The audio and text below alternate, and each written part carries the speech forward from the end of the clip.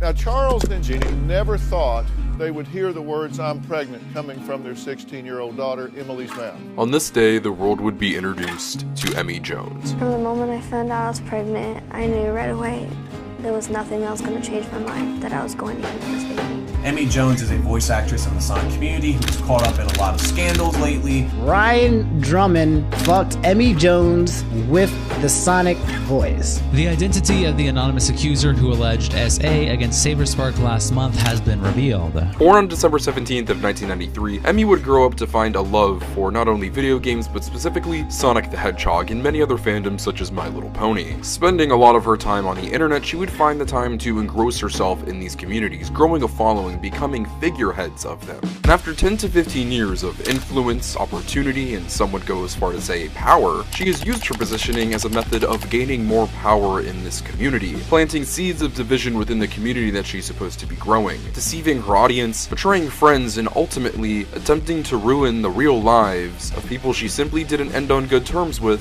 as a method of revenge. I'm sure as many of you have noticed over the past few months, the mask that Emmy Jones has been wearing for this time has almost completely evaporated. But for years that mask has slowly been cracking, many people trying to get through that the person that Emmy makes herself out to be has never been who she is. Over the 30 years of the Sonic franchise's existence, we've seen many notable figures, but I believe, and I say with good authority, that Emmy Jones might be the first villain that it has seen. An evil queen, if you will, that has risen up the ranks, using the persona of a sweet, innocent girl to connect herself with the inner circle of the people who are behind her favorite franchise, befriending fellow large community figures and then beheading them at the slightest showing of unloyalty, and using her audience by spreading lies, all for the purpose of money and gain. This is the fall of Emmy Jones, the Sonic community's evil queen. Coming up. Let's do it. Dr. Phil is a unique place for a Sonic influencer to first make their appearance. Naturally, it's usually through YouTube videos. But at the age of 16, Emmy Jones would become pregnant with her child, a decision that her family was not happy about. They would then write into Dr. Phil, a very famous show where he gives advice to young children and families who are going through their own family problems. They went this route instead of seeking out a private professional. I think it should be stated first up that Dr. Phil is a terrible, awful show. While there are some true characters that have graced this screen, and that too deserve to be called out for being awful children, Emmy, along with a lot of other kids on this show, are just confused and lost teenagers who are being humiliated in front of millions of people on national television. And Emmy was one of these kids who decided herself that she did not want to abort or give her kid up for adoption. At the age of 17, she would eventually give birth to her daughter, and I just want to state this here, we will not be discussing her child for the duration of this video. Not only does she play little to no role in the story that we're going to be telling, but also in any of the drama or controversy, but let alone that, she is a child and does not deserve to be dragged into this. But after these events, she would go on to live a relatively normal life, graduating high school, which she previously thought she wasn't going to be able to do as a teen mother, as well as working jobs. Things were pretty normal at that time. But this is around the early 2010s, where the internet is really properly getting started, more specifically, the social media age. YouTube is already at this point an established veteran website on the internet. Other social media sites like Facebook, Twitter, Instagram, it's becoming incredibly easy to share yourself and your interests, which Emmy developed a lot of. As a child, she gravitated towards a lot of different brands, but two stuck out in particular: Sonic the Hedgehog and My Little Pony, the latter surprisingly being what kicks off this downward trajectory. She became very engrossed in this community. In the early 2010s, more specifically 2012, My Little Pony really took off. My Little Pony. This cartoon about pastel ponies has developed a cult following. In 2010, My Little Pony Friendship is Magic would debut on the Hub, which would later go on to be rebranded as Discovery Family. The show would run for almost an entire decade, and would go on to be one of the most defining cartoons of that time, rebirthing what was essentially just a glorified toy line into a pop culture juggernaut, specifically having a grip on the internet. Communities would be born across the various social media platforms we discussed, eventually cultivating in actual real-life conventions taking place, all completely being fan run. After starting a podcast, doing music covers, and engaging with fans on social media, Emmy Jones would go on to be one of the most well-known people in the My Little Pony community. And even if you don't know much about My Little Pony,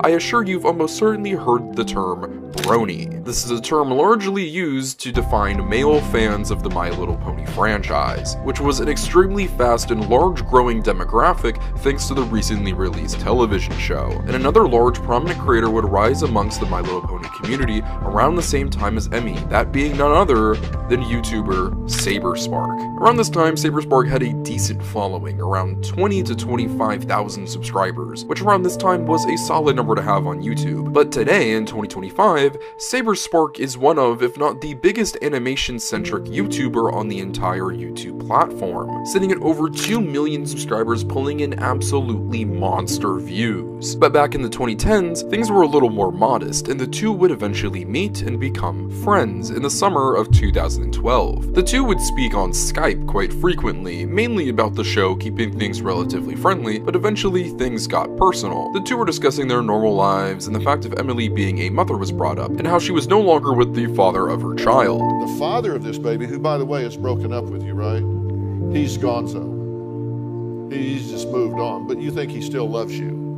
This naturally transitioned into the topic of her being single, and things got progressively more flirty between the two. With the convention Canterlot Gardens being set for the 28th through 30th of September, the two were looking at that convention as a place where they could hook up. Strictly under the banner, though, of friends with benefits. The two would eventually meet at the convention, being in a hotel room with a handful of friends, but going off to eventually have sex. The two would hook up, with both parties going on to describe the encounter as brief and disappointing, but would still keep in contact after this happened. Around this time, SaberSpark was having a lot of anxiety about Emmy not getting her period, fearing that she might be pregnant. He feared this because their sex was unprotected, due to Emmy saying that she had an IUD. And despite IUDs being 99% effective, there was always that 1% chance, and also the chance that Emmy was lying. So the two would meet up at a hotel a few months later in November of the same year for Equestria LA, another My Little Pony convention. While initially planning to take the pregnancy test, they decided to wait until the end of the convention, choosing to spend time together and have fun. They were in a relatively empty floor in the hotel, got intimate, and then went into a bathroom to have sex. After this, however, the two wouldn't be necessarily close during the convention, only really having one brief interaction after a screening of the Brony documentary in downtown Disney. As SaberSpark was leaving the theater, he would look over, and once when they made eye contact, she would awkwardly fall down a wall, seeming to have some kind of medical issue, according to him. But after the Disney staff stepped in and gave first aid to Emmy, Saber would eventually leave, and the two would meet up on the final day of the convention so that Emmy could take her pregnancy test, which came back negative. Confused by Emmy's recent behavior and hesitancy to take the pregnancy test, SaberSpark was questioning a lot about her and eventually pulled away from her, not texting back anymore and eventually unfollowing her on Twitter. The two at this point obviously were not on great terms, with Emily being quite upset at SaberSpark for essentially ghosting her. This made conventions very weird, with there being awkward tension between the two, so SaberSpark decided to reach out and patch things up before SaberSpark eventually pulled away again. This lit a fuse under Emmy, a very angry one. And conveniently, while this relationship ended, an interest in another property grew. Around this time, Emmy was getting into cosplaying, but specifically Sonic the Hedgehog cosplay. The shoot seemingly being very high quality, and her also being conventionally attractive, the Sonic fan base took a liking. Emmy was already a pretty big Sonic fan, and with her becoming recently disillusioned with the My Little Pony community, it seemed like the perfect time to jump ship to another fan base. And while a lot of the community was eating up her cosplays, there was one individual who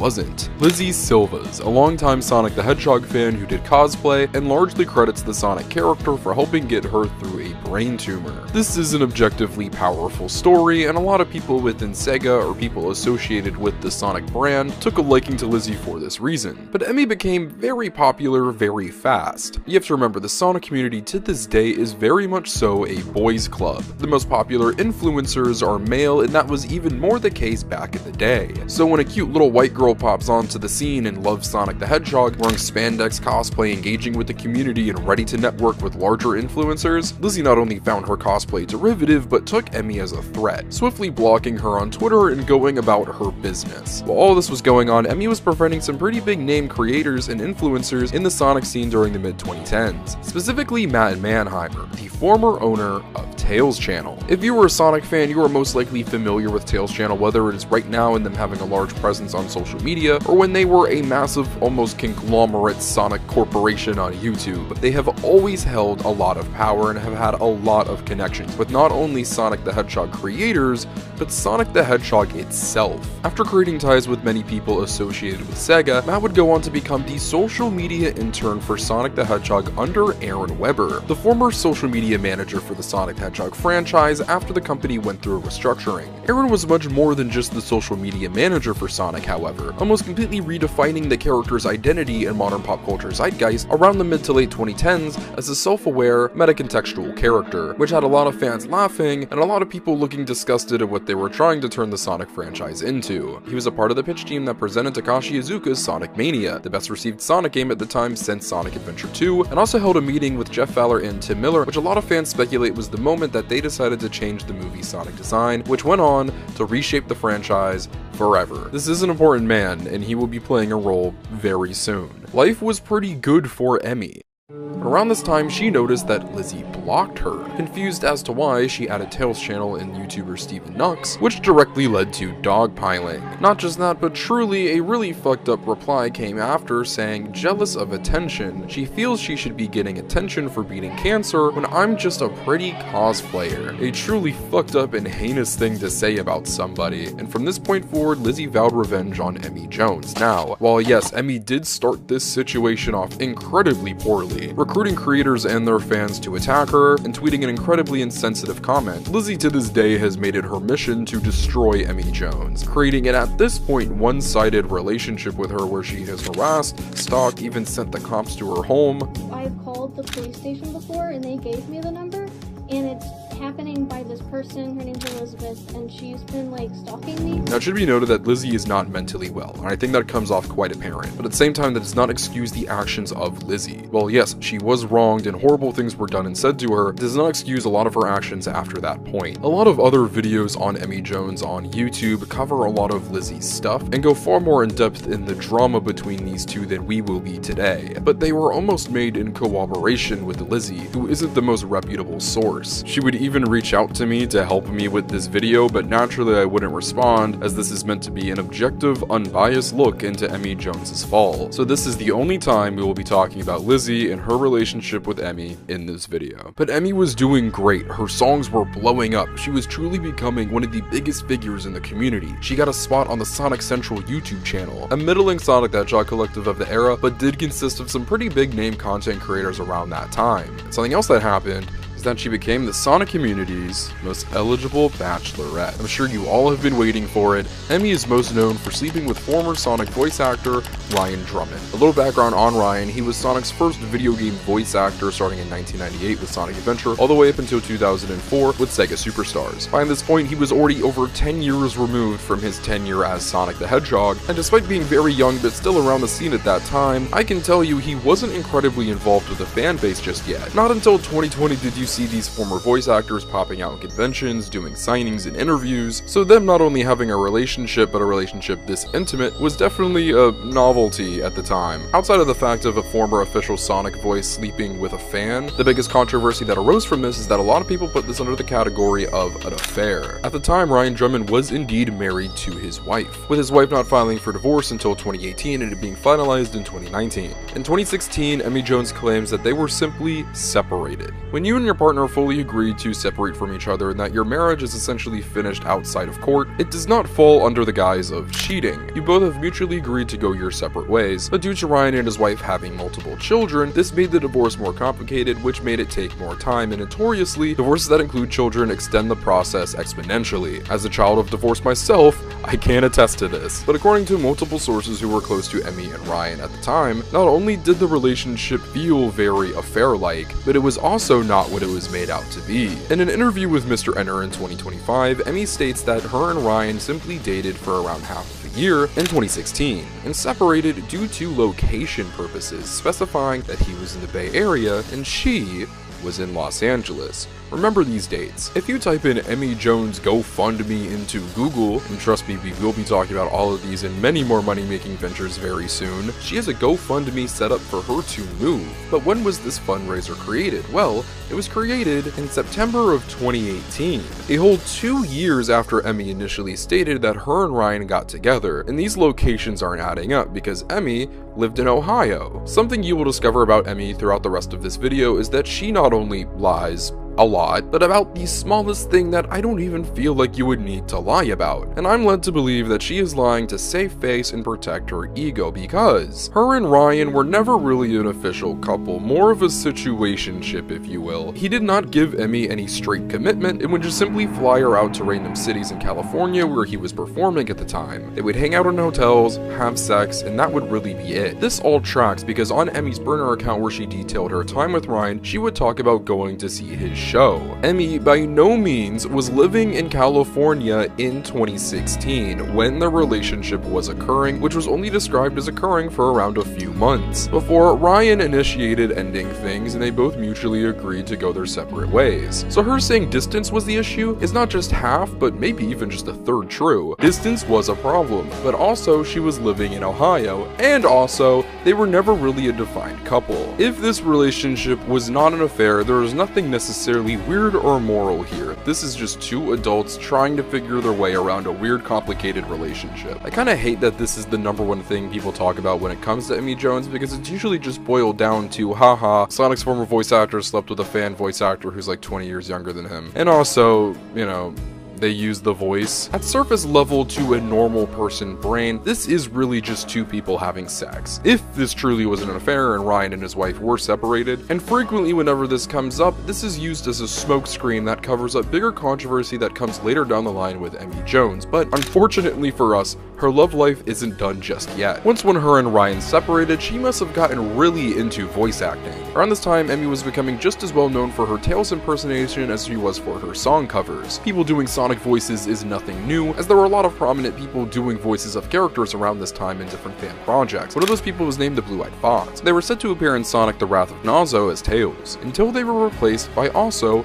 Emmy Jones. This is because at the time, Spirit of the Blue, the voice actor for Sonic in Sonic Wrath of Nazo, and Emmy were having a situationship of sorts. Their relationship was incredibly behind the scenes and not incredibly well defined, but it is largely believed that Emmy was using her position with Spirit of the Blue to replace the Blue-Eyed Fox as Tails in Wrath of Nazo and taking a job away from a veteran Tails fan voice actress. Her intimate relationship with Spirit of the Blue isn't necessarily the story here. It's her using this relationship as a way for her to get a leg up in the community and purposefully taking food off the plates of other people. But to be fair to Emmy, she was a very good Tails voice impersonator, and this helped her with a lot of connections with a lot of popular Sonic VAs, including Ryan Drummond, Pete Capella. You might know him from voicing Silver in Sonic 06, where you can see her hanging out with him while he's playing his guitar. She would become involved romantically with other community figures, whether it be proper relationships, hookups, dating, situationships, or simply leading them on, sometimes for the purpose of simply liking somebody and wanting to see where it goes, or for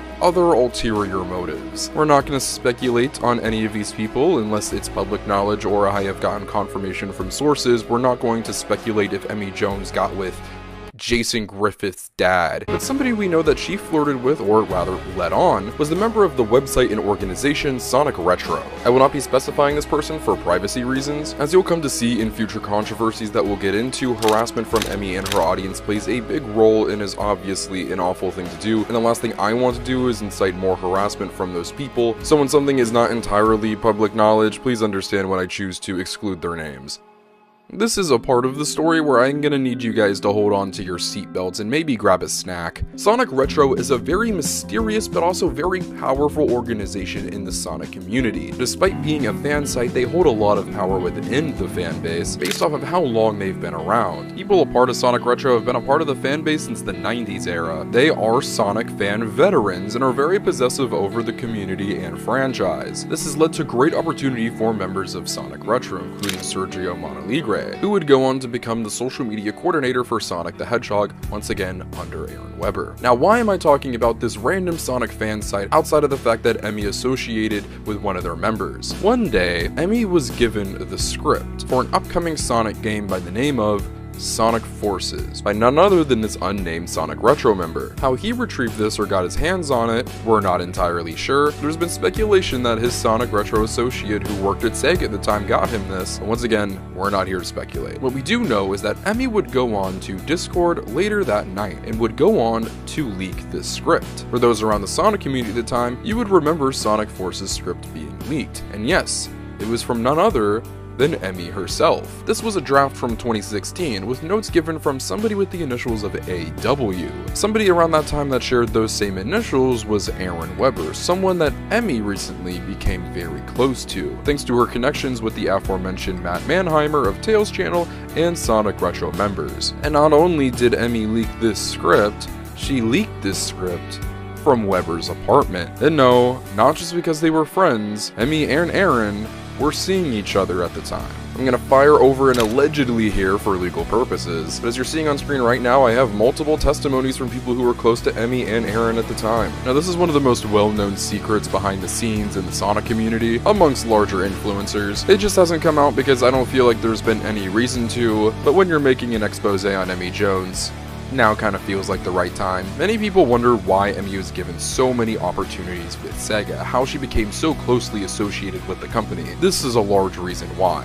Her having a sexual relationship with essentially the head honcho of the Sonic brand in America around this time allowed her to get her quote-unquote foot in the door and make a lot of connections with people at Sega. She did an entire promo video for Monopoly Gamer's Sonic Edition, something really no Sonic creators were doing around that time. Being given opportunity by Sega, it was really rare, excluding being given positions at the company. At this point, Emmy wasn't just a rising star in the Sonic influencer scene, she was one of the biggest faces. A lot of that power was acquired through interesting means, but in this point in history in the late 2010s entering the early 2020s, Emmy was now one of the most powerful figures in the entire community. And how would she use her power? Well, unfortunately, it's all downhill from here. Throughout Emmy's time in the community, she's had many issues, whether that be her health, her needing to move, her mom needing a dog, but how do we usually know about that? Her seeking financial help through her audience. Now don't get me wrong, when you have nowhere to turn to and you have a platform, you might as well use it to get help. But there's a difference between using your platform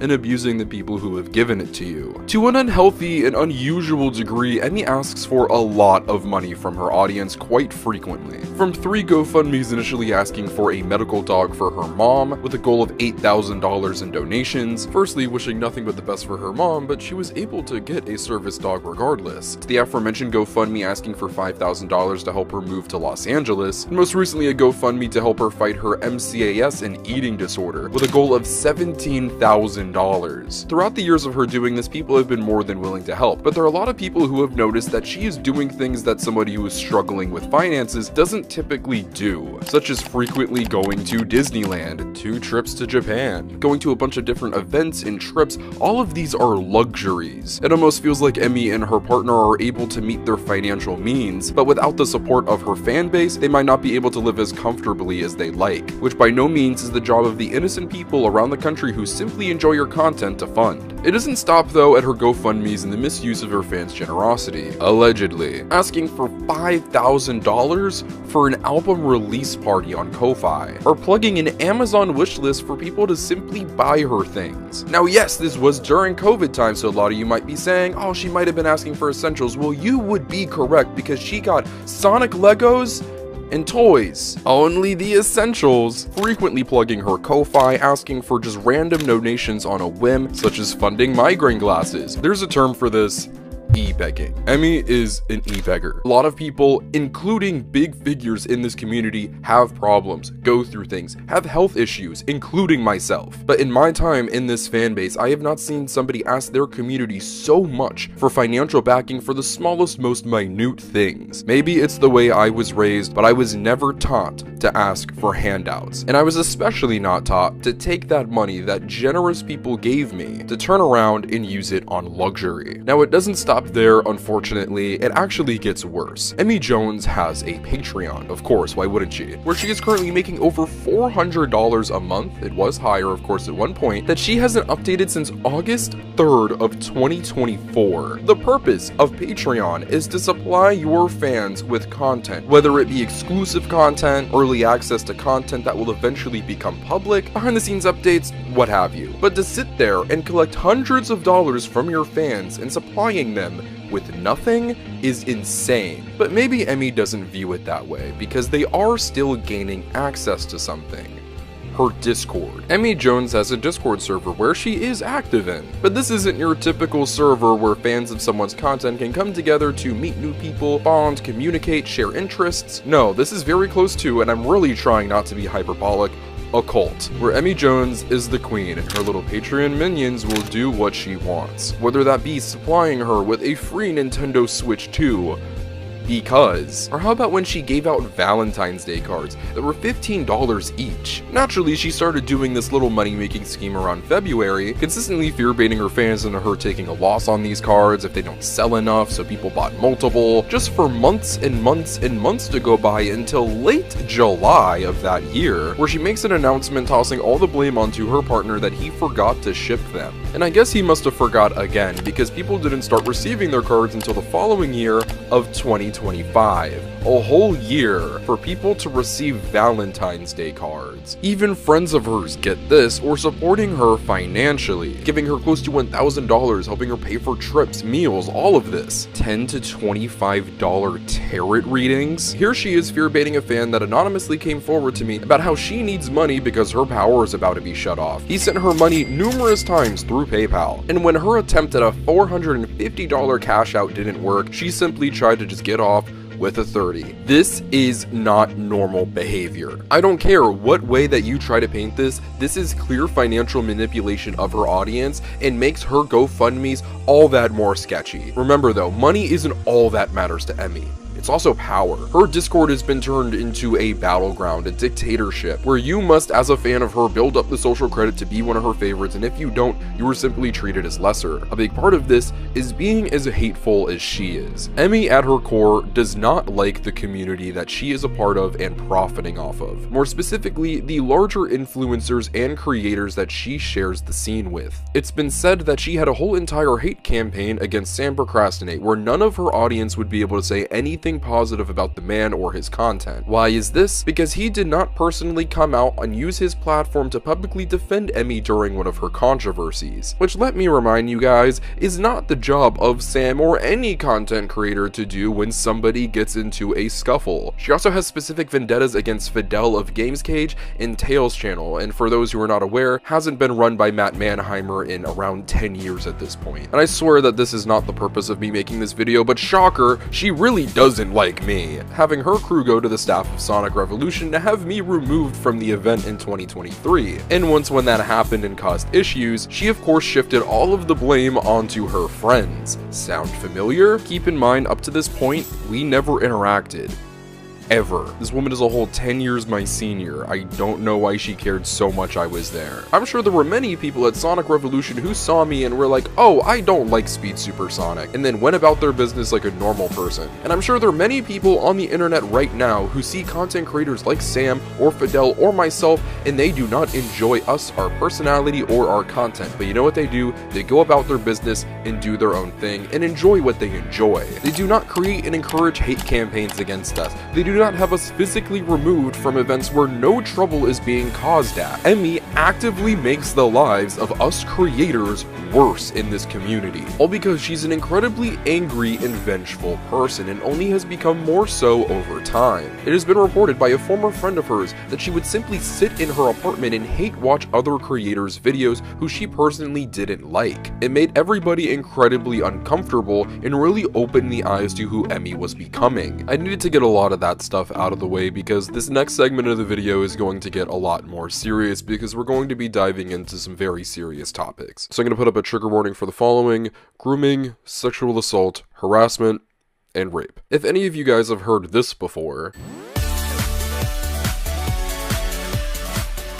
This is music by the band Hyper Potions. One half of Hyper Potions was a man by the name of Kevin Vallejo. They befriended Aaron Weber and were able to start working on basically every upcoming Sonic project they had in the works. From Sonic Boom Fire and Ice, Sonic Mania, even doing a performance at the 25th anniversary party, they were very well connected in the Sonic scene and started to make a name for themselves. Emmy naturally became very close with these people, and also gained a relationship with the wife of Kevin, Evelyn Ferreira. When Evelyn and Kevin met, he was 24, and she was 15. As the term wife suggests, they would eventually get married and have a very abusive relationship, both verbally, physically. Her document, which will be linked below, was not an easy read. However, thankfully, around the pandemic, they were able to get divorced, with her staying out in Los Angeles and him going back home to Pennsylvania. Like Kevin, Evelyn was also a musician, and around that time was working on a project. What project was that? Sonic and Tails R. Sonic and Tails R is a radio drama created by Emmy Jones that is mainly known for starring some very big names in the Sonic voice acting scene, such as Ryan Drummond as Sonic, Jason Griffith as Shadow, Mike Pollock as Dr. Robotnik, which there was drama about a pay discrepancy, but that quickly got resolved, so we'll be breezing over that. The first episode was even featured on the Sonic the Hedgehog official YouTube channel's fan spotlight page. Emmy was at least somewhat aware of the issues that Evelyn and Kevin were having, even being the person to tell Evelyn to speak out. But when Evelyn would eventually resign from working on Sonic and Tails R, she would go on to be replaced by Kevin. Her groomer, her abuser, the worst thing that really ever happened to her, all hidden under his Push Pause moniker. When Evelyn eventually spoke out, Emmy would too, claiming she didn't know the extensive history behind their relationship. And I'm sorry, I find that very hard to believe. You're telling me that this couple, who you were closely associated with, the topic of their ages and age gap never came up. An age gap, which let me remind you, is 10 years difference. And regardless of when Emmy and Evelyn met, she would have been significantly younger than Kevin, not just in number, but by appearance. I would think it's weird if my fellow 22-year-old friend decided to date an 18-year-old girl fresh out of high school, let alone someone significantly older than that, dating somebody that young. Emmy deflects when Evelyn said that she needed to stick up for herself in relation to Kevin going back home to Pennsylvania and Evelyn staying in LA. But even if you didn't have the gritty details of their marriage and why it was ending, you're telling me that you didn't know anything that Kevin had done? When you were talking with Evelyn, that a simple discussion of life, two friends confiding in each other, no red flags were raised about Kevin or his character. But regardless of that, why would you think it is okay or moral to replace the person who is leaving your project with their ex, who they are currently separating from and having a very messy situation? She then flat out lies in her statement, says that the composer role was not filled by Kevin, which yes, it's right here, it's in the credits. She then gets mad at the internet for condemning her for her wrongdoings in this situation, and ends it off by saying that she hopes that Kevin can get the help that he needs. Help he needs? He groomed a 15-year-old and then went on to abuse, manipulate, and sexually assault her in their marriage. Why would you wish him well? Wish him to hell. And what makes this even more sad is that this is not the only example of Emmy being negligent in protecting the abusers and predators that are in her life that she gives jobs and associates with. Sonic and Tails R is often hailed as Emmy Jones's project, but if you look at the credits, she is the executive producer, the voice of Tails, and the co-voice director. Now, why is she the co-voice director? Because there's someone else that's involved with the project far more than she is. His name is Dorian Nelson. He is the producer of Sonic and Tails R, the co-voice director, the staff writer, the staff sound designer, and he did the end credits animation. These two are obviously very close. In 2017, there was a convention named Sonic and Sega Fan Jam, which has since been rebranded to Sonic Expo Atlanta. Emmy and Dorian attended this event along with a bunch of friends, including somebody by the name of Cess. Emmy and Cess became friends when Cess was a teenager in high school. They went on vacations, Emmy would commission Cess to do art for her, and this would all essentially culminate in them attending the convention together. Unfortunately, right before the convention, her and her boyfriend broke up, and a lot of their time before the convention actually started was Emmy and Dorian comforting Cess. Cess would end up staying in a hotel room with Emmy and her friends, which was a different hotel from what the staff was staying in. Emmy would frequently go off and do her own thing, which was fine with Cess, so she was spending a lot of time with Dorian, and almost looking up to him like a big brother. They would help set up the convention and then eventually go to a Denny's for food, but wouldn't leave until around 4 to 5 in the morning. It was a little too late to go to her hotel with Emmy, so she had to stay at the staff hotel where pretty much everyone was sharing a bed, where she would end up sharing a bed with Dorian. What would happen next though was not consensual. uncomfortable. At one point in the night, she felt his arm around her, and then at another point during the night woke up to him spooning her. She turned around to release his grip, only to see him wide awake. He would laugh, kiss her on the face, and say, "I really like you, Ceci," while running his hand through her hair. While Cess does not qualify this as sexual assault, this by definition is sexual harassment. Emmy would be made aware of this, going on to chew out Dorian and condemn his actions, and Cess would go on to voice to Dorian how this deeply made her uncomfortable, and they were able to continue some form of a relationship, remaining friendly, but by no means being as close or talkative as they used to. Fast forward years later, Emmy would go on to make music with someone by the name of Hunted P. If you guys are not familiar with Hunted P, he did the infamous "You know me, the fighting freak Knuckles, and we're at Pumpkin Hill. You ready?" Yeah, that guy. Long story short, they would have a very weird working relationship. He was incredibly creepy, harassed her. None of that stuff was cool whatsoever. Dorian Nelson, though, who at the time was working on Sonic and Tails R with her, went on to write a statement for Hunted P and then retweet it. This was essentially the straw that broke the camel's back for Cess, and she completely cut off Dorian. This would all soon reach a breaking point, however. In 2022, Sonic Fan Jam was still running, and Cess was intending to attend. But shortly after she finalized her attendance, Emmy would announce that there would be a Sonic and Tails R panel, which Dorian Nelson would be attending. With her past experience with him and this obviously being a triggering person in general for her, this made her uncomfortable naturally and was brought to the attention of Sonic and Sega Fan Jam, who was already privy to the history between Cess and Dorian. They would eventually work something out, but the head of Sonic and Sega Fan Jam wanted to speak to Emmy and Dorian and instructed Cess not to speak to them until they did. Time would go by with no response from Emmy, so Cess reached out to her, where she was infuriated with Cess, saying that Cess was causing problems with her health and trying to ruin her panel with Dorian, as well as putting the Sonic and Sega Fan Jam staff in a horrible position. But the head of the convention saying that Cess was blackmailing them with the threat of releasing a statement on social media if they didn't ban Dorian. This is obviously not true. She was simply looking out for her own comfortability being around somebody who is traumatizing for her, but Emmy was not having any of it. She insisted that Cess get in a call with her and Dorian, but obviously this did not make Cess comfortable. I don't know, maybe have some empathy and understanding that your friend who was violated in her sleep maybe doesn't want to get on a phone call with someone who clearly traumatized her. After a few days, Emmy would go on to cancel her Sonic and Tails R panel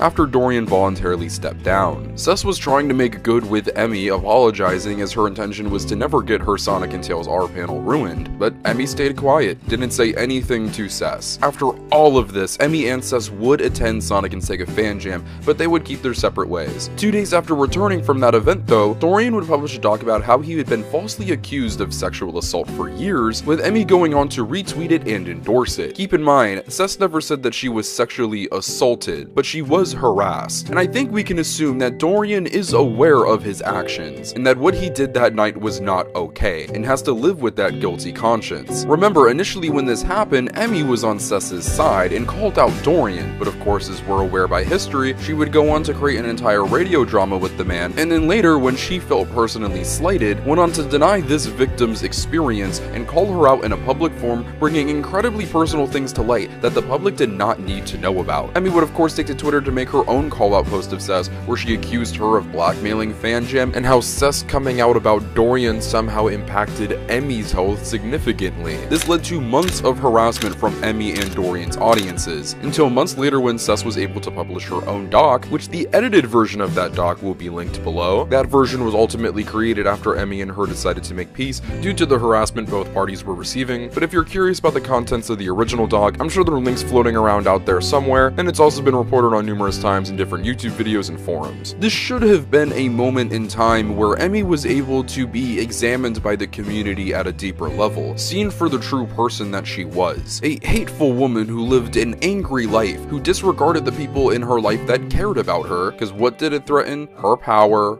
her money, the only things that really matter to her. But it was swiftly brushed under the rug because only a few days after Cess's doc, the news about her and Ryan Drummond finally became public. A story that, let me remind you, if there was no affair, there's no wrongdoing here. It is simply two people having sex, no matter how weird a Sonic voice being used during it might be. Does that maybe raise a few red flags about her potentially being interested in the relationship between a canonically 15-year-old blue hedgehog and an 8-year-old yellow fox? Yeah, maybe, and that would be incredibly fucking weird. But we honestly have more important things to talk about. The thing between Emmy and Ryan is, as of today, there was no wrongdoing by Emmy. But I think Emmy is smart enough to know that there are many instances in her history in this community where she has done plenty of wrongdoing. And she's been able to cover up these scandals with another scandal that is bright and colorful and exciting to the general audience, but is essentially just nothing but fluff at its core. Now, why am I bringing these two specific stories up at the tail end of this video? These are two women in this story that were traumatized by either sexual assault, sexual harassment, something that every woman that deals with these things, if they wish, should be able to publicize and talk about. Also,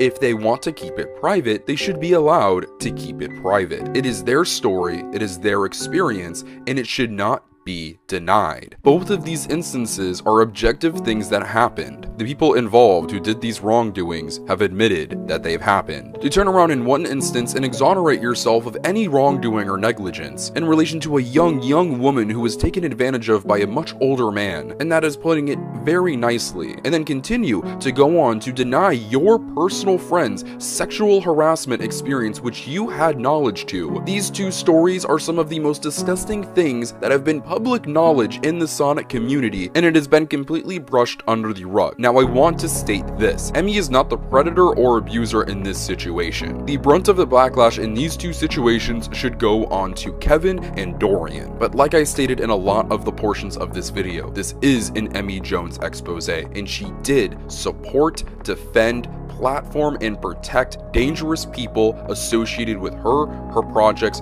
and the Sonic community at large, a space with plenty of children and women. And this transitions us perfectly in how we got here in the first place. Let's rewind all the way back to 2012. You remember this little relationship right here? Well, now you do. Well, for over a decade, we had no idea that this relationship existed at all, until it was brought to light in 2025 by somebody anonymous. This anonymous person is accusing SaberSpark of rape on not just one, but two occasions at two My Little Pony conventions, one being Canterlot Gardens and the other being Equestria LA. And with this being a first-hand recounting, yes, this anonymous person is Emmy Jones. In the testimony, it's almost described like they had zero intention of having a sexual relationship leading up to that convention, with him using the power dynamic of her being a freshly 18-year-old fan and him being some big popular online influencer. Keep in mind, he had 20 to 25,000 subscribers at the time, much different from the 2 million he has nowadays. She makes their first encounter out to be entirely unconsensual, which would essentially make this rape.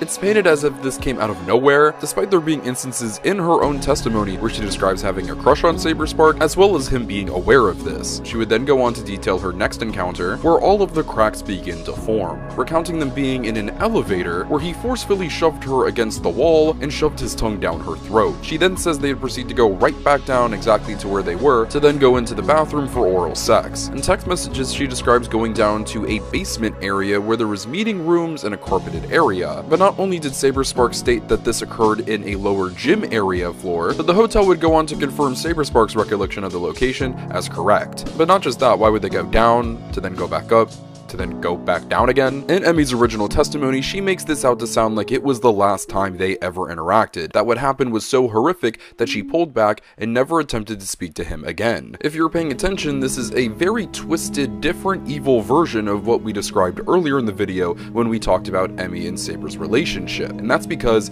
this is exactly what it is. This is a lie. Now, obviously, after discussing two past instances of sexual assault or harassment experiences, I'm not just going to blindly deny somebody saying that they were raped. But once when this was published, us not knowing that this was Emmy, SaberSpark was torn to shreds. The narrative of him being a rapist spread like wildfire. You can deny all you want, which is what SaberSpark did. But if you don't have evidence, you're kinda fucked. So what did SaberSpark do? He sifted through old computers, multiple telephones, spending hundreds of dollars to find text logs, and he did. And it disputed everything Emmy said. That doesn't sound like you immediately retreating from somebody and being so traumatized by your experience with them. What it actually sounds like is that according to her ex-boyfriend Solrak, being unfollowed on Twitter at the time was like the worst thing somebody could have done to her, and that when SaberSpark did this not one but two times, remember, somebody that she really cared about and had a sexual relationship with, irked her beyond belief, and would go on to hold a vendetta for years before inevitably attempting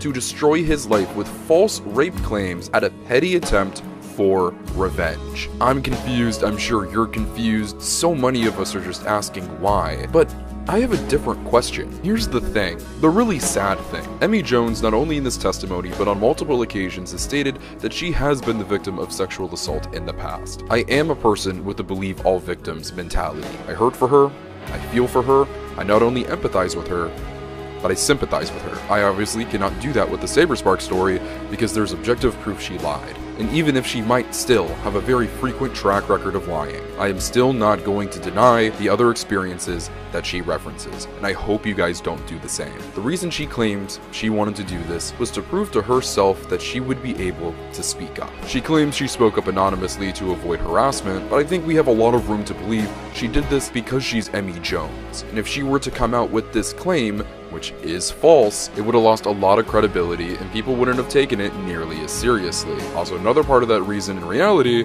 is because she knew she was lying. If Emmy Jones wanted to speak up about her history with sexual assault, why didn't she talk about her actual stories? It would have been an incredibly powerful and humanizing moment for Emmy Jones if she actually talked about her experiences with sexual assault. Something that not a lot of people in this community do, getting that deep, getting that personal. Because the unfortunate reality is there are millions of people in the world and in this community who have dealt with that and continue to do so to this day. And putting that story out there and how you ultimately overcame all of that and managed to have a child and find success despite all the hurt and pain, letting those people know that they're not alone, it would have been, frankly, one of the most beautiful things this fanbase ever saw. But instead, she committed one of, if not her most heinous act, lying about a man that you had an intimate relationship with who happens to be a public figure, and using that as an attempt to take everything away from him and ruin his life. All because you were slighted 12 to 13 years ago. And if Emmy truly cared about sexual assault survivors so much, why is it that on 2 separate occasions, 2 friends, 2 people who were close to her, were treated by her the way they were? One that came to you privately about their experiences, and then you went on to replace them in your fan project with their abuser. And then another friend of yours who was taken advantage of in her sleep by someone that you would go on to create an entire radio drama with, and then go on to deny her experience after knowing damn well it was true, and then sending harassment her way for months, which almost resulted in her taking her life, all because her trauma was an inconvenience to you. I don't think Emmy cares. I don't think she cares about anyone but herself. The same woman that's claiming she wants to be an advocate for sexual assault survivors and standing up for yourself, denied other people's experiences, brushed it off to the side, and then went on to lie about her own. And as I'm sure you know, when you lie about sexual assault, it only makes it harder for people who are coming forward about their experiences to be believed. She would respond to this with blanket definitions and zero evidence of this ever happening. You can talk about your medical conditions, you can talk about your mental illness, but it's not an excuse to act like a bad person and to commit the evil acts that she has. And Emmy, after all of these years of this behavior, and being at the age of 31 going on 32, I don't think she can change. After all of this came to light and she naturally got ridiculed, she might have ran off of Twitter, but she's doing fine. She's going to Pokemon World Championships, smiling ear to ear, having a blast. But meanwhile, all the people that she's affected, they're still picking up the pieces of their life after she came in like a bull in a china shop. She doesn't care. This is who she is. This is Emmy Jones. We have now reached the conclusion of this video. After almost damn near an hour, after everything we've gone through, where do we go from here? I strongly believe Emmy Jones is a danger to our community. I do not believe she deserves a platform. From what initially went to a sweet and innocent love for a franchise turned into a desire to control the community that she was a part of, a years-long quest for power, and that was going to be achieved by any means necessary. And once when she got it, she manipulated her fan base financially, taking advantage of them at every turn, sending them to attack fellow community members, and not just that, friends of hers who were affected by other people close to her were victims of true evil, and she couldn't see past her own ignorance. Emmy first and foremost is a content creator, and her content has been lackluster and middling for years. Not just that, but it's been few and far between, with so many videos being promo pieces or videos that were uploaded out of necessity for sponsorship deals. If you're viewed as one of the top content creators in your community, part of your job is to supply your fans with content, giving back to the community that supports you so much. What exactly is Emmy providing us at this point? What purpose does Emmy at this point in 2025 exactly serve the Sonic community? Because for the past few years, it feels like it has been nothing but drama and nonsense. You know what persists? Her relationship with Sega. I am a Sonic channel first and foremost, and while yes, part of my job is supplying my audience with content for them to enjoy and inevitably having them walk away with a smile or something thought-provoking about the franchise, but also I love Sonic, so I want to promote the brand, I want to see it succeed, and to see the franchise represent itself to the best of its ability with respect and dignity, and Emmy Jones being associated anywhere near that is the opposite. I hope that I was able to communicate in this video that yes, Emmy has connections with Sega, and I understand that there are friendships that extend beyond just Sonic, but to continue associating Sonic with her is doing an active disservice to this brand. Just as recent as last year, she did collaborations with companies such as IHOP and Topgolf to promote their Sonic the Hedgehog collaborations. But was this combined 40,000 view total worth it? We're in the big 2025 now. There are so many Sonic the Hedgehog content creators and content creators in general who are doing so much good for the Sonic brand. And while me, along with them, are getting plenty of opportunity, let's continue having the people who are being an active positive force in this community be the people to represent it. And that's what this is all about. Community. Every once in a while, there will be people who come around for ulterior motives, but this community has proven to be a bright, beautiful playground where anybody can do anything they want, create any fan game, create some of the most beautiful art, create in-person community spaces where everybody can feel loved and accepted and maybe at home for the first time in forever. And that is what this is about. It's not about the money, it's not about the power, it's about me and you existing together in the same space and enjoying the things that we both love. So please, to everybody watching this video, and even Emmy, choose love.